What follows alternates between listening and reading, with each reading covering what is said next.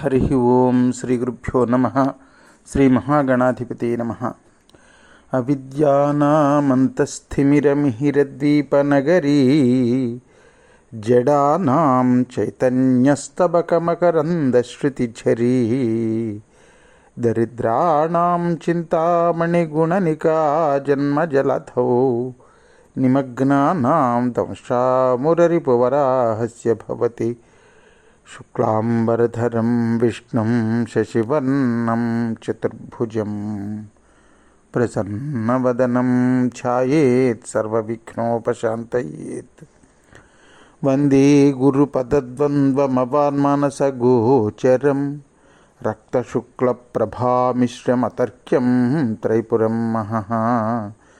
సానందమానందవనే వసంతం ఆనందకందం హతపాపబృందం వారాణసీనాథమనాథనాథం శ్రీవిశ్వనాథం శరణం ప్రపద్యే. విశ్వేశం మాధవం ఢుంఢిం దండపాణిం చ భైరవం వందే కాశీం గుహాం గంగాం భవానీం మణికర్ణికాం. హర నమ పార్వతీపతయే. హర హర మహాదేవ శంభో శంకర. భక్త మహాశీలరా, కాశీఖండానికి కొనసాగింపుగా మనం భీమేశ్వర పురాణం చెప్పుకుంటున్నాం.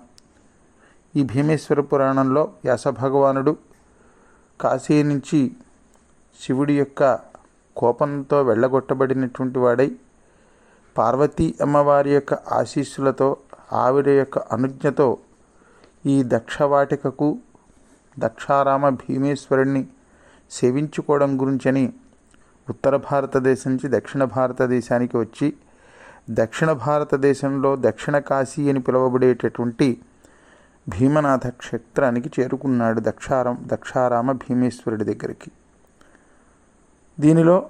దారిలో సంపరాయ క్షేత్రంలో అదే ఇప్పుడు మనం సంపరా అని ఏదైతే గ్రామాన్ని పిలుచుకుంటున్నామో ఆ సంపరాయ దగ్గర అగస్త్యుడితో కలిసినటువంటి వాడై అగస్త్యుడిని నాకు ఆ దక్షవాటికకు తీసుకువెళ్ళవయ్యా, దక్షారామానికి తీసుకెళ్ళి నాకు ఆ భీమేశ్వరుడి నుంచి చెప్పు అన్నాడు. అంతే. కానీ అగస్త్యుడు ఏం చేశాడు, వ్యాసుడిని తన శిష్యులతో కూడా దక్షారామానికి తీసుకుని వచ్చి భీమేశ్వరుడి యొక్క దర్శనం వరకు చేయించాడు. భీమేశ్వరుడి యొక్క సందర్శనం ఎప్పుడైతే అయిందో పరమానంద భరితుడైపోయాడు వ్యాసుడు. పరమానంద భరితుడైపోయి, ఎందుకంటే అగస్త్యుడు వేరే తీర్థయాత్ర ఆ చుట్టుపక్కల ఉన్నటువంటి తీర్థాలన్నీ కూడా చూడడానికి వెళుతున్నటువంటి అగస్త్యుడు తిరిగి వ్యాసుడితో వెనక్కి వచ్చేశాడు. అందుకని అగస్త్యుడితో తను ఏదైతే అడిగాడో ఆ పని పూర్తిగా చేయడం కాదు, దారి చూపించమంటే తీసుకొచ్చి దర్శనం చేయించాడు. అందువల్ల ఆ సందర్శనం ఎప్పుడైతే అయిందో పరమానంద భరితుడైపోయినటువంటి వ్యాస మహర్షి అగస్త్యుడితో, మునివర్య, నీ అనుగ్రహం వల్ల నేను భీమమండలాన్ని చూడగలిగానయ్యా, 12 తీర్థాలు కూడా దర్శించాను. నువ్వు చెప్పకపోతే ఇవన్నీ బహుశా నాకు తెలుసో తెలీదో. అలాగే 12 తీర్థాలతో పాటుగా పంచతీర్థాలలో స్నానం చెయ్యాలని చెప్పావు. ఆ పంచతీర్థాలలో కూడా నీ దర్శకత్వంలో అంటే నువ్వు చూపిస్తూ ఉండగా వాటి మహత్యం కూడా నువ్వు చెప్తే ఆ పంచతీర్థాల్లోని కూడా నేను స్నానం చేశాను. దక్షవాటికను కన్నులారా దాన్ని దర్శించాను, భీమేశ్వరుని దర్శించాను, భీమేశ్వరుడికి పూజ చేసుకోగలిగాను. నేను ధన్యుడనయ్యానయ్యా, కృతకృత్యుడనయ్యాను. అంటే చెయ్యవలసినదంతా కూడా, కృత అంటే చెయ్యవలసినటువంటిది, అది ఏదైతే చెయ్యవలసినదంతా ఉందో అదంతా కూడా చేశాను. కాబట్టి అగస్త్య, నా వల్ల నీ ప్రయాణాన్ని మధ్యలో నిలుపుకుని వెనక్కి వచ్చేసావు కదా, ఇంకా నువ్వు నీ భార్య అయినటువంటి లోపాముద్రతో కలిసి నీకు అనువైన చోటకి నువ్వు ఎక్కడికి వెళుతున్నావో ఎక్కడికి వెళ్ళాలనుకుంటున్నావో అక్కడికి వెళ్ళి నీ తపస్సు నువ్వు చేసుకో అని చెప్పాడు. నేను ఇక్కడే ఉండిపోతాను. ఇక్కడే ఉంటేనే నాకు కాశీ విరహతాపం దాదాపుగా పూర్తిగా ఉపశమిస్తుంది. నేను ఇక్కడే ఉండి విశ్వేశ్వరుడి వల్ల నాకు కలిగినటువంటి అవమాన దుఃఖం ఏదైతే ఉందో ఆ అవమాన దుఃఖం పోయేలాగా నేను భీమేశ్వరుని సేవించుకుంటాను అని చెప్పాడు. వ్యాసుడి మాటలు విన్నాడు అగస్త్యుడు. సత్యవతి కుమార అన్నాడు. వ్యాసుడు సత్యవతి కొడుకు కదా. సత్యవతి కుమార, విచారించకండి. గతంలో జరిగిందేదో జరిగింది అక్కడ కాశీలో, దాన్ని మర్చిపోండి కాస్త. కాశీ విశ్వనాథుడు, ఇక్కడ దక్షారామ భీమేశ్వరుడు, వీళ్ళిద్దరూ ఒక్కటే. వీరిద్దరికీ ఏమీ భేదం లేదు. అయినా సరే ఈ మాట నేనెందుకు చెప్పాలి మీకు? సాక్షాత్తు మీకు అక్కడ కాశీలో పార్వతీదేవే మీకు చెప్పింది కదా ఈ మాట. పార్వతీదేవే సాక్షాత్తు ఏమి చెప్పింది? ఇక్కడ ఉన్నటువంటి కాశీలో ఉన్నటువంటి విశ్వనాథుడు, అక్కడ దక్షారామంలో ఉన్నటువంటి భీమేశ్వరుడు ఒక్కరేనయ్యా అని పార్వతీదేవి మీకు చెప్పిందని మీరే కదా నాకు చెప్పారు. ఆ పార్వతీదేవి మాటను మీకు ప్రమాణం. ఆ తండ్రి శివుడు అక్కడ నిన్ను అవమానించాడేమో, కానీ ఇక్కడ నిన్ను అభిమానించాడు. అందుకని మీరు ఆనందంగా ఉండండి, మేము వెళ్ళి వస్తాం అని చెప్పి లోపాముద్రతో సహా అగస్త్య మహర్షి తపస్సుకి వెళ్ళిపోయాడు. వ్యాసుడు తన శిష్యులతో సహా ఆ దక్షవాటికలో నివాసాన్ని ఏర్పరచుకున్నాడు.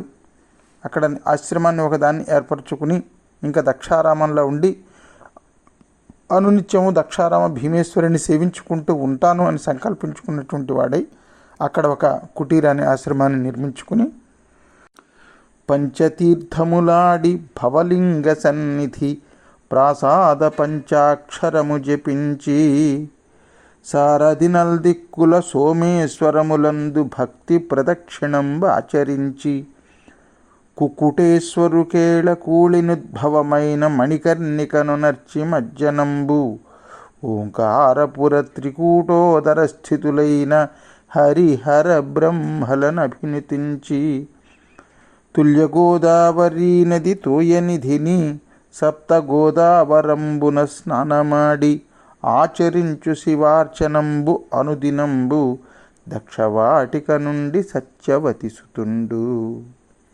ప్రతిరోజు కూడా పంచతీర్థములందు కూడా స్నానం చేసి భీమేశ్వరుడి సన్నిధిన ఓంకార సహితంగా పంచాక్షరి ఓం నమ శివాయ ఓం నమ శివాయ ఓం నమ శివాయ అనేటటువంటి పంచాక్షరి మహామంత్రాన్ని జపిస్తూ ఉండేవాడు. 4 దిక్కులలోనూ ఉన్నటువంటి ఆ సోమేశ్వరాలయాలను దర్శించి వాటికి ప్రదక్షిణం చేసేవాడు. మణికర్ణికా ఘట్టంతో సమానమైనటువంటి తీర్థం ఒకటి ఉంది దక్షారామంలో. దాని పేరు కుక్కుటేశ్వర తీర్థం. ఆ కుక్కుటేశ్వర తీర్థంలో స్నానం చేసి కుక్కుటేశ్వరుణ్ణి భజించేవాడు. ఓంకారపురము, అదే ఇప్పుడు మనం ఓదూరు అంటాం, తూర్పుగోదావరి జిల్లాలో భీమనాథ క్షేత్రానికి దగ్గరలో. ఈ ఓంకారపురం, ఆ ఓదూరులో ఉన్నటువంటి బ్రహ్మ విష్ణు మహేశ్వరులు ఆ త్రిమూర్తులని దర్శించి స్తోత్రం చేసేవాడు వ్యాస భగవానుడు. తుల్యభాగా నదిలోనూ సప్త గోదావరి తీర్థంలోనూ అలాగే దగ్గరలో ఉన్నటువంటి సముద్రంలో కూడా స్నానం చేసేవాడు. ప్రతిరోజు కూడా ఆ శంకరుణ్ణి బిల్వపత్రాలతో, మారేడు ఆకులతో, రకరకాల పువ్వులతో అర్చన చేసేవాడు. భీమేశ్వరుడి యొక్క మహిమలను తలుచుకుని సంతోషంతో ఉప్పొంగిపోతూ ఉండేవాడు. పరమ భక్తితో శివ, శంభు, విరూపాక్ష, మహేశ, భగవంతుడా అని గొంతెత్తి భీమేశ్వరుని స్తుతిస్తూ పులకించినటువంటి శరీరంతో గొంతు అలసిపోయేలాగా శంకరుడి యొక్క పాటలు పాడుకుంటూ ఉండేవాడు. ఒక్కొక్కప్పుడు దక్షవాటీశ భీమేశ సదాశివ దయానిధి మహాప్రభో నన్ను రక్షింపవయ్యా అని పాటలు పాడుకుంటూ విన్నపాలు చేసుకుంటూ ఉండేవాడు. ఇంకొక కొన్ని సందర్భాలలో ఆ దక్షవాటికలో తిరుగుతూ మాతృగర్భాగార జాతి భేదము వాయహరుని గర్భాగారమాశ్రయించు పరమేశ్వరార్చన పరతనించుక తన్ను అత్యంత ధన్యుగా ఆత్మతలుచు హర్షించి హర శివత్రయంబకాచల గర్భ భవయంచు రోమాంచ పటలిదాల్చు కరతాళ కలన శంకర గీతములు వాడు లజ్జాభిమానంబులు జగించి భీమేశ్వరేశ్వర భీమనాథ దక్షవాటీపురాధ్యక్ష దర్పకారి సప్తగోదావరోత్సంగ జయ మహేశ నన్ను రక్షింపు మనుచు విన్నపము సేయు. చిన్నపిల్లాడు లేదా ఏదో ఒక పిచ్చి పెట్టినటువంటి వాడు లేదా ఒక దెయ్యం పట్టినటువంటి వాడు ఎలా తిరుగుతాడో, ఎలా మైమరిచి తిరుగుతూ ఉంటాడో అలా ఆ దక్షపురి వీధులలో తిరుగుతూ శివనామ సంకీర్తనం చేస్తూ ఎవరన్నా చూసి ఇదేమిట్రా వీడికి ఇంత పిచ్చి పట్టేసిందా, వీడికి ఏమైనా దెయ్యం కానీ పట్టిందా అని ఎవరన్నా అనుకుంటారేమో అనేటటువంటి సిగ్గు కూడా మర్చిపోయి ఆ భీమేశ్వరుడి యొక్క పాదాల మీద ఎంతో భక్తితో అనురక్తితో తిరుగుతూ ఉండేవాడు. ఇంకా ఆ దక్షారణంలో వ్యాస భగవానుడు చేసినటువంటి ఆ పనులు ఏవైతే ఉన్నాయో అవన్నీ కూడా మనం రేపటి భాగంలో మరింత శ్రద్ధగా వినేటటువంటి ప్రయత్నం చేద్దాం భక్త మహాశీలారా. అంతవరకు స్వస్తి ప్రజాభ్య పరిపాలయంతాం న్యాయేన మార్గేణ మహిమహీషాః. గో బ్రాహ్మణేభ్య శుభమస్తు నిత్యం. లోకా సమస్తా సుఖినో భవంతు.